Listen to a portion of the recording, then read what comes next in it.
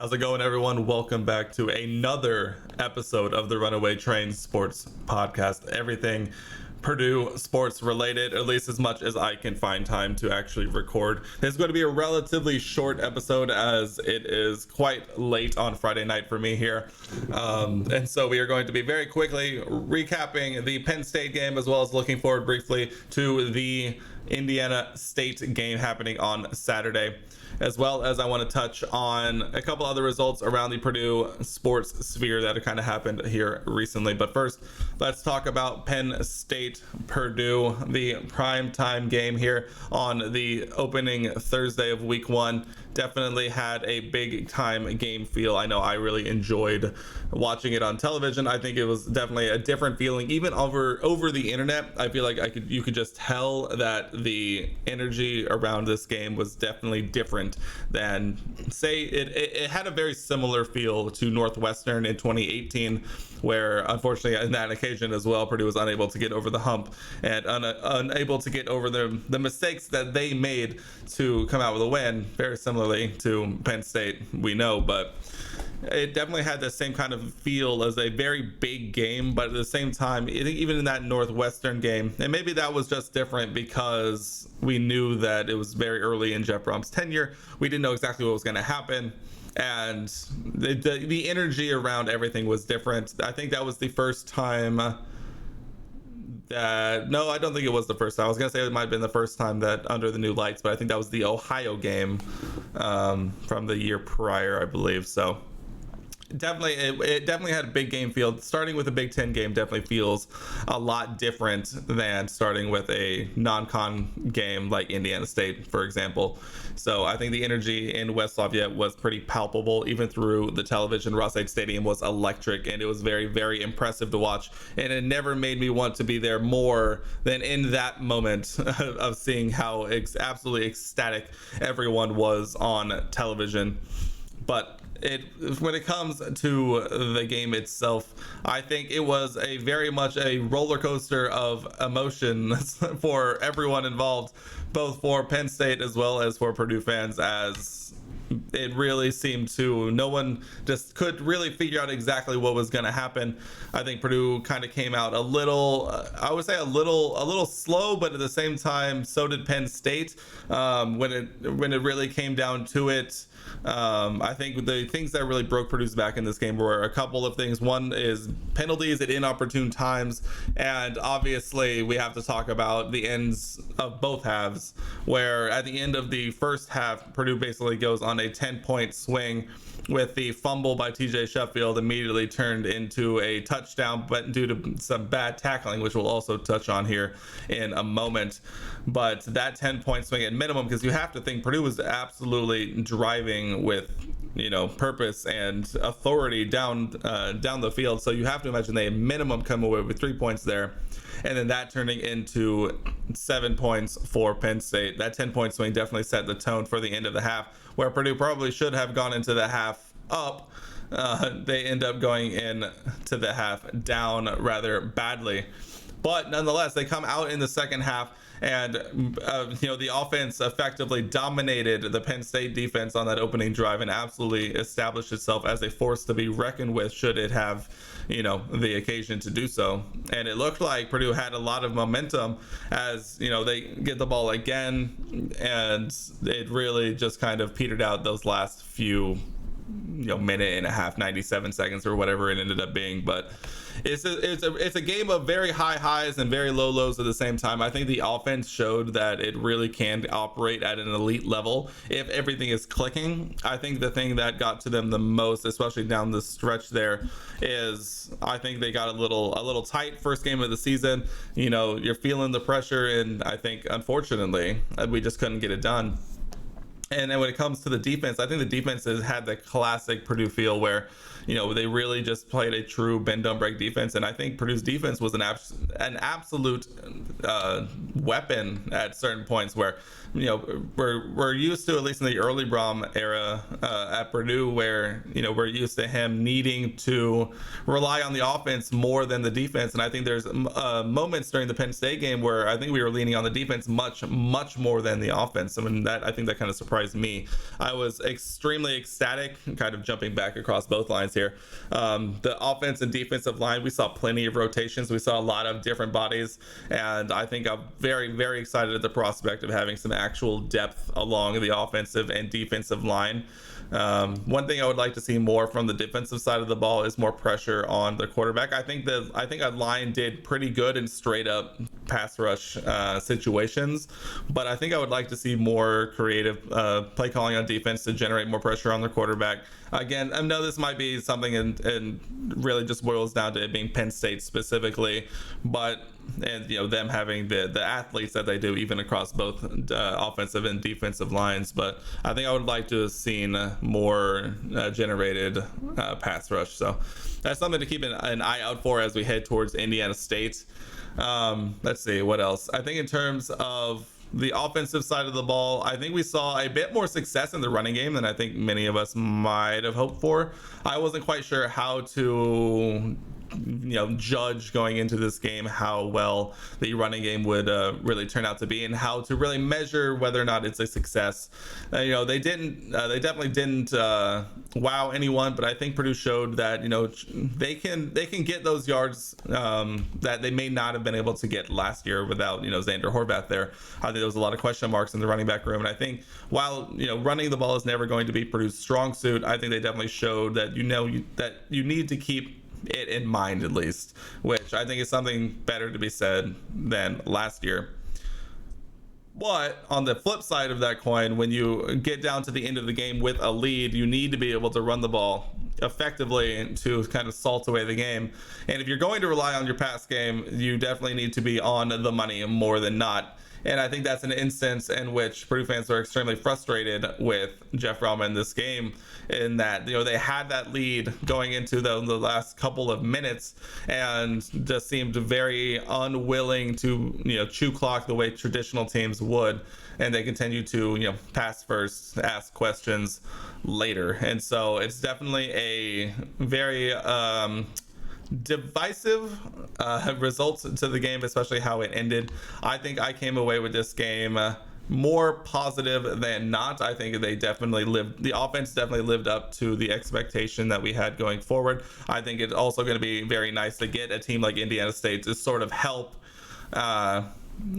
settle in everyone else. I think starting with a game like Penn State, it's easy to start pretty tight and make some of those easy mistakes to make.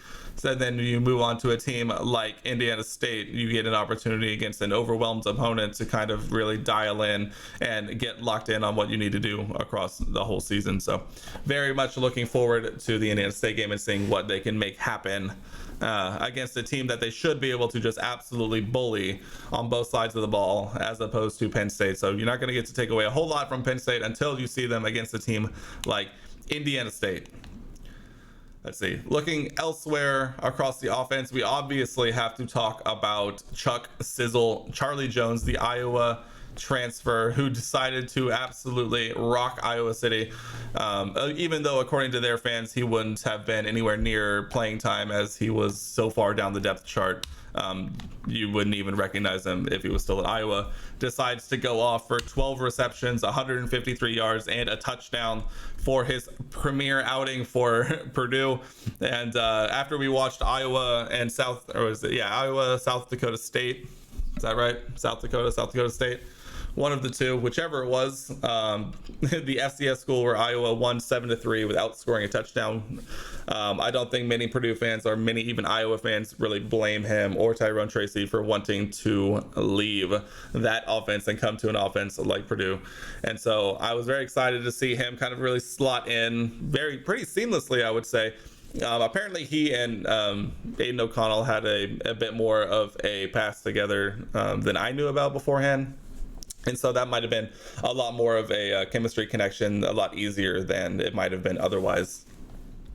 So I was very excited. I'm excited to see what he can do to follow up. I also really enjoyed seeing a lot of the other receivers last year that may have taken a bit of a back seat from David Bell. Obviously, I mean, it's David Bell. You're going to get him the ball as many times as he needs. But it was nice to see, TJ Sheffield.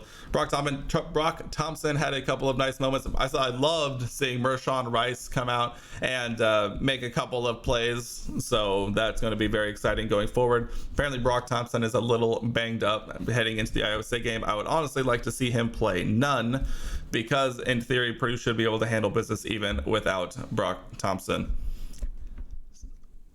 So I don't want to bang on too long about Penn State, mainly just because it's late and the game is coming up relatively soon, and Penn State is more farther gone than not at this point. But while it was very disappointing in how Purdue managed to lose, like I mentioned in the last episode of the podcast, it's definitely not a season-defining loss to Penn State. Now, if they come out and struggle against Indiana State or Syracuse, that's when we can really start to ask those questions about, what this team actually is all about. And so I'm holding off on any major hot takes since we just truly don't know at this point. But I feel pretty confident on this season. I think having the non-con now, having a game like Penn State on film to then move into the non-conference and hopefully be able to fix all of the things that we kind of saw go wrong, tackling, running the ball more would be lovely to see. I have a sneaking suspicion we'll probably be seeing a lot more running the ball against Indiana State. At least I'm hoping. My hot take prediction for Indiana State is that I'm hoping and praying that Purdue can hit 150 rushing yards in this game in one way or another. Now, it might take a little bit of finagling with the short passing game to kind of make that happen, but I would love to see Purdue assert themselves on the offensive line and be able to run the ball, at minimum hitting 100 yards rushing. I think another sentiment kind of across Purdue fandom, at least on Twitter, that I saw when I put out my tweet asking for hot takes or predictions, is hopefully we'll only be seeing about a half football from Aiden O'Connell before potentially seeing Michael Alemo come in, and hopefully him and Brady Allen can split some snaps in the second half and get some run at quarterback, as we shouldn't need them. We shouldn't need Aiden O'Connell in the second half. So I'm hoping to see a lot of names that we would never have imagined to see otherwise. And so that's kind of the dream when it comes to on-field performance. So looking ahead at Indiana State, I'm not going to go into depth too much. I mean, this is an FCS squad that we should absolutely be running over without much cause for concern.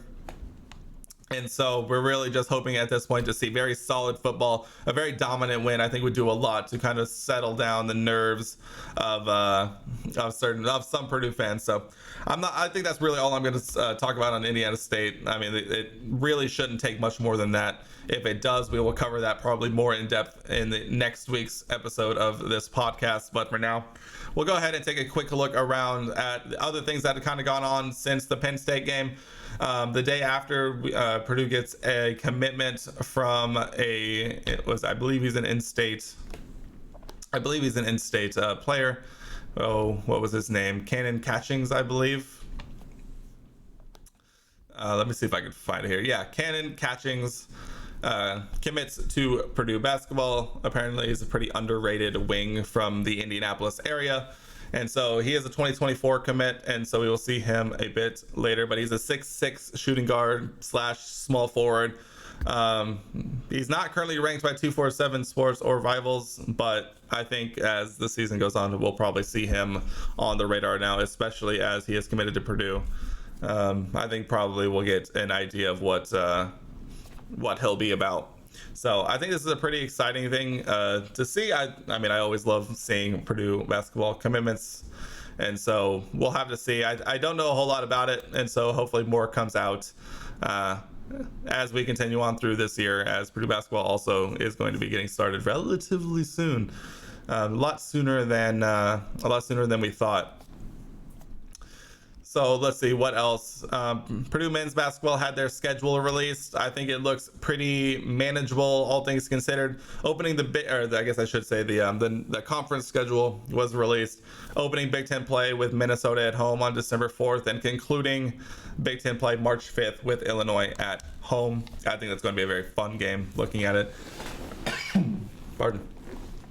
I believe that's the only game against Illinois as well, which I would have liked to have played more, but getting them at home to end the season would be a lot of fun. Other things of note, getting Indiana twice in February, beginning at Indiana on February 4th, and then welcoming Indiana to Mackey Arena February 25th, the third to last game on the schedule. Also, a fun game of note is getting to play Penn State at the Palestra in Philadelphia. I'm very excited to see that game. I always enjoy when Penn State plays teams there, and I'm super excited that Purdue is going to be that team this year. Oh, let's see. It looks like Purdue only gets Rutgers once at home. I'm very excited about that.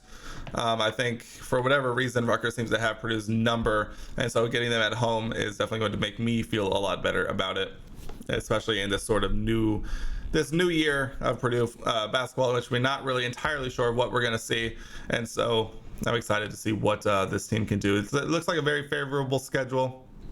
Definitely we'll cover this a lot more as we get closer and closer to the season, so that is very fun.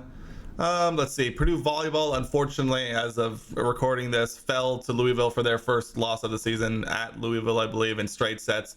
A little disappointing, but I mean, this is a relatively young squad, relatively new squad, so I think it was only a matter of time until that first loss comes in. And losing on the road to a more higher rated Louisville team, I think we can't be too disappointed at that point.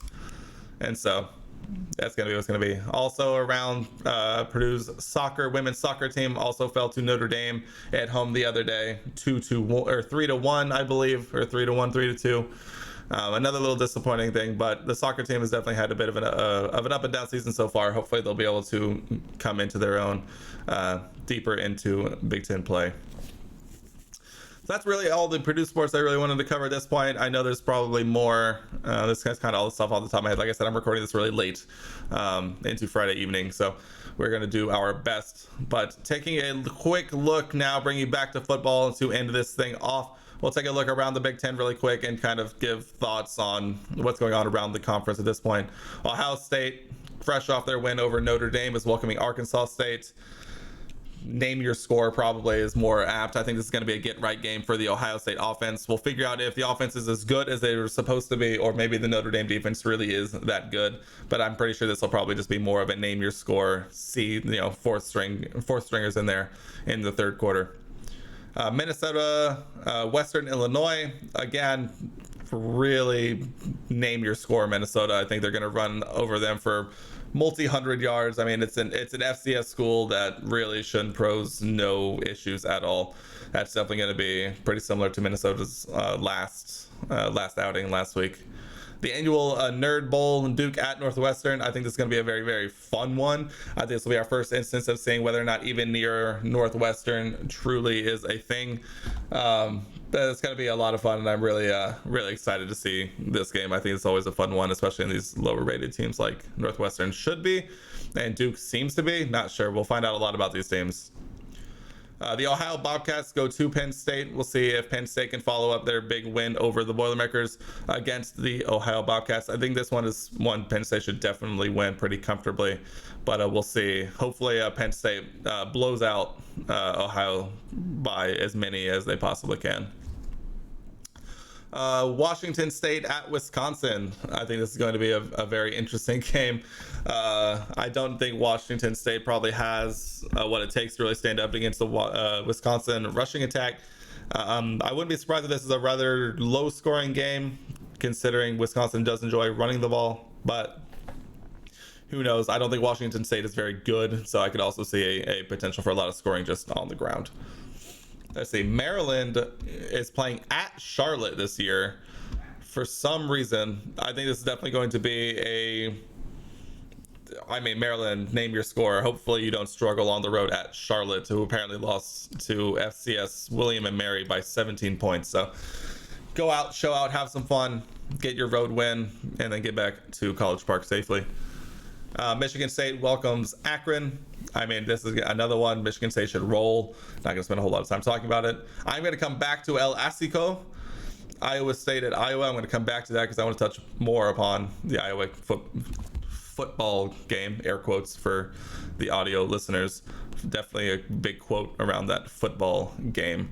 So, oof, that was a fucking game. Indiana State or Purdue, we kind of touched upon. Virginia at Illinois, I think could be a sneaky good game.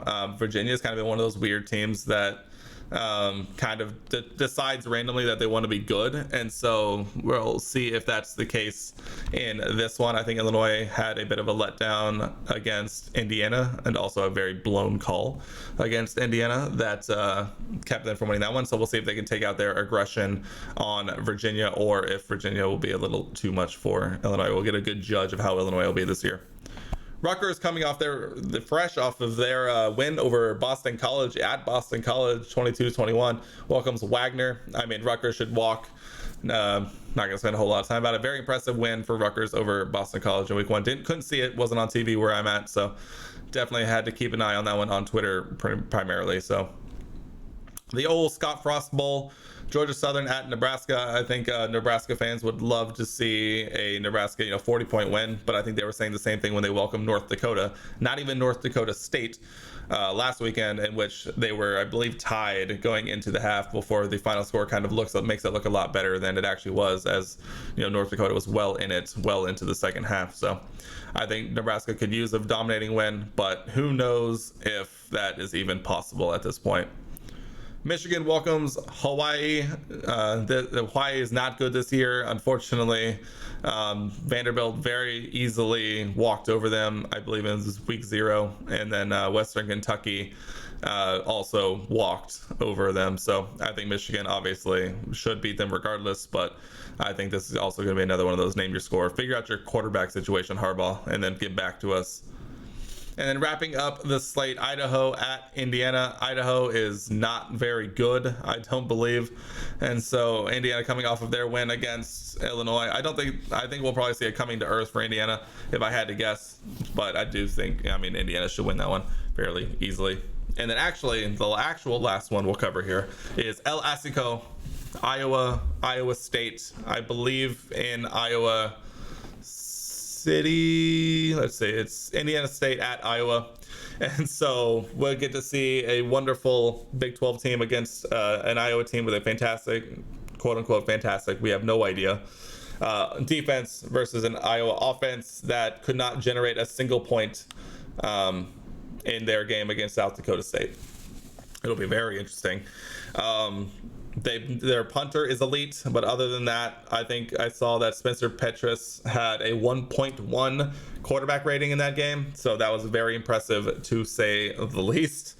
The absolute least. They got to 7 points. They won 7-3, got to 7 points on a field goal and 2 safeties. I think that's probably the easiest way to say it. Iowa fans do this on purpose and think they're better than us for it, so I think Iowa State, until Iowa proves that they can actually get a touchdown, I think Iowa State rolls in this one.